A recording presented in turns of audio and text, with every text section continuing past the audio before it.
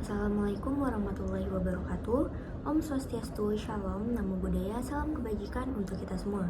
Perkenalkan, saya Talenta Aulia Ratusika dengan nomor induk mahasiswa 240951146 dari kelas D.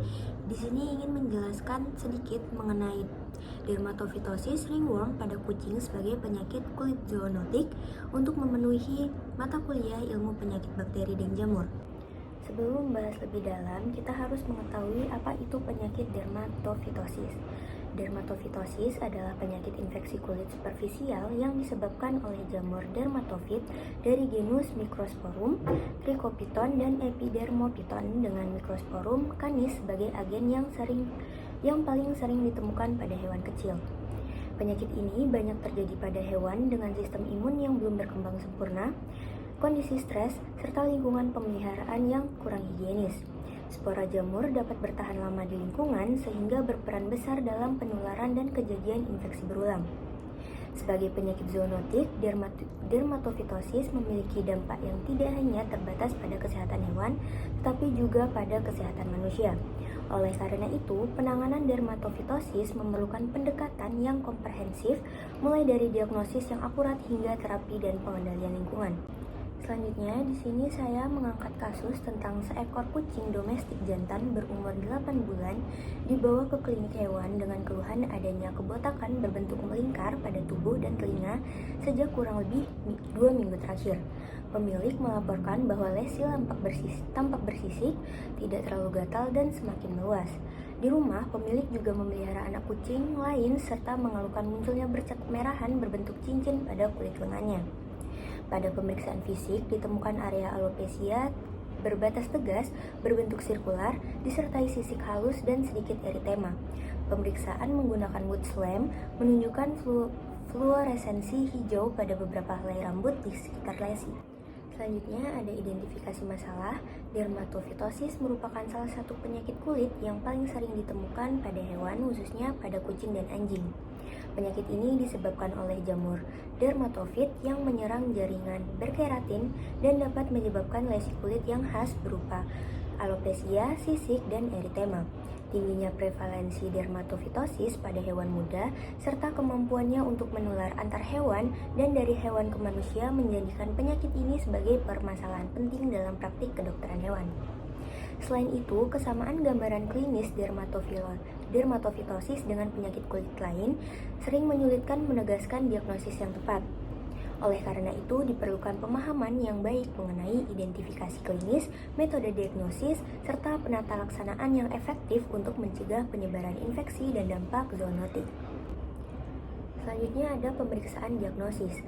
Diagnosis dermatofitosis ditegakkan berdasarkan kombinasi anamnesis, pemeriksaan klinis, dan pemeriksaan penunjang. Antara lain yaitu yang pertama ada pemeriksaan klinis, yang kedua ada lesi khas berupa alopecia berbentuk melingkar, bersisik dengan atau tanpa eritema.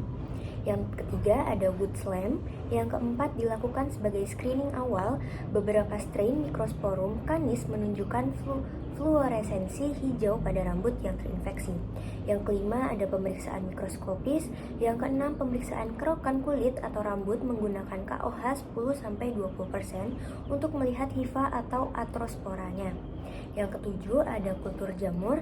Yang terakhir ada media dermatopit test medium atau DTM, digunakan sebagai gold standar untuk konfirmasi spesies dermatofit. Baik, selanjutnya ada dua gambar yang dimana kucing ini mengidap penyakit kulit dermatofitosis yang memiliki lesi khasnya berupa alopecia berbentuk melingkar dan bersisik. Baik, selanjutnya saya akan menjelaskan sedikit mengenai patogenesisnya, yang dimana dermatofitosis merupakan infeksi superficial pada jaringan berkeratin, yaitu kulit, rambut, dan kuku yang disebabkan oleh jamur dermatofit, terutama genus Microsporum, Trichopiton, dan Epidermophyton. Pada kucing, agen yang paling sering ditemukan adalah Microsporum canis. Infeksi dimulai ketika spora jamur atau atrospora melekat pada stratum corneum atau batang rambut. Jamur kemudian menghasilkan enzim keratinase yang memungkinkan penetrasi dan kolonisasi jaringan berkeratin. Proses ini menyebabkan kerusakan struktur rambut sehingga terjadi alopecia. Respon imun inang berperan dalam membatasi infeksi sehingga tingkat keparahan lesi dapat bervariasi tergantung status imun hewan. Dermatofitosis bersifat zoonotik di mana hewan yang terinfeksi atau menjadi karir asimptomatik dapat mengeluarkan jamur ke manusia melalui kontak langsung atau lingkungan yang terkontaminasi. Penata laksanaan dan pencegahan dermatofitosis bertujuan untuk menyembuhkan hewan, mencegah penularan, dan mengeliminasi kontaminasi lingkungan. Yang dapat kita lakukan adalah sebagai berikut. Yang pertama, ada terapi topikal, yaitu menggunakan shampoo anti jamur seperti miconazole, ketoconazole, atau limsulfur secara rutin.